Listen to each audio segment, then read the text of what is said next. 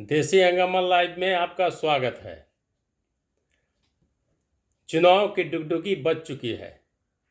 चुनाव आयोग ने बिहार में 2 चरण में चुनाव कराने का फैसला किया है।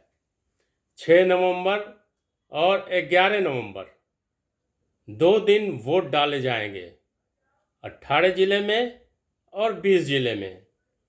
पहले फेज में पटना से लेकर मुंगेर तक मतदान होगा और दूसरे चरण में पूर्वी पश्चिमी चंपारण होते हुए कुल 20 जिले में मतदान होंगे।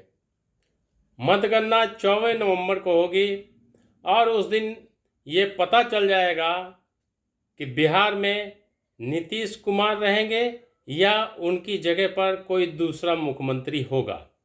इस बीच विभिन्न राजनीतिक दलों ने अपनी तैयारी पूरी कर ली है। जैसे ही चुनाव की घोषणा हुई, विभिन्न राजनीतिक दल के कार्यकर्ताओं का जमावड़ा राजधानी पटना और आसपास के इलाकों में लगनी शुरू हो गई है। विभिन्न जो पटना के अंदर होटल्स हैं या उम्मीदवारों के जो सगे संबंधी हैं, उनके यहाँ उम्मीदवार डेरा लगाना शुरू कर दिए हैं।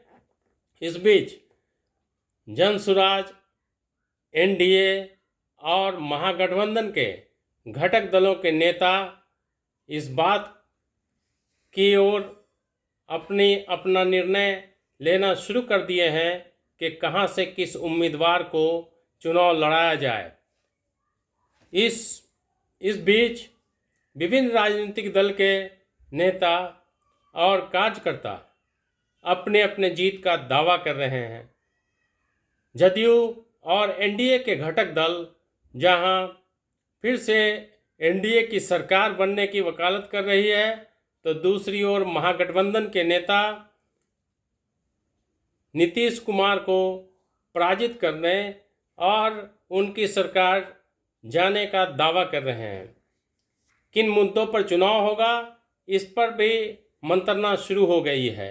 बीजेपी की ओर से कई केंद्रीय मंत्रियों को चुनाव लड़ाने की बात कही जा रही है, तो कई सिटिंग विधायकों का टिकट कटना भी लगभग तय हो गया है।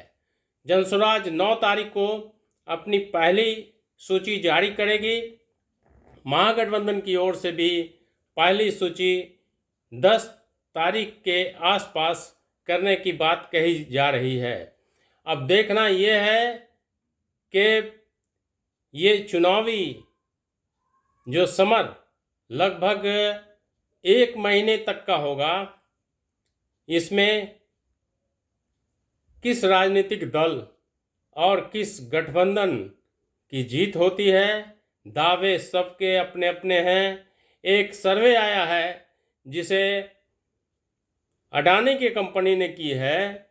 उस सर्वे के अनुसार बिहार में फिर से एनडीए की सरकार बनती हुई नजर आ रही है। 150 से 160 सीट एनडीए और घटक दलों को दिया जा रहा है, जिसमें महागठबंधन को 70 से 80 सीटें मिलने की संभावना व्यक्त की गई है।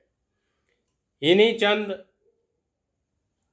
खबरों के साथ, समीक्षात्मक खबरों के साथ मैं आपसे विदा लेता हूं।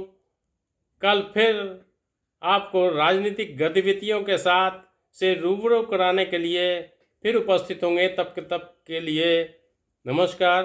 अपना ख्याल रखें।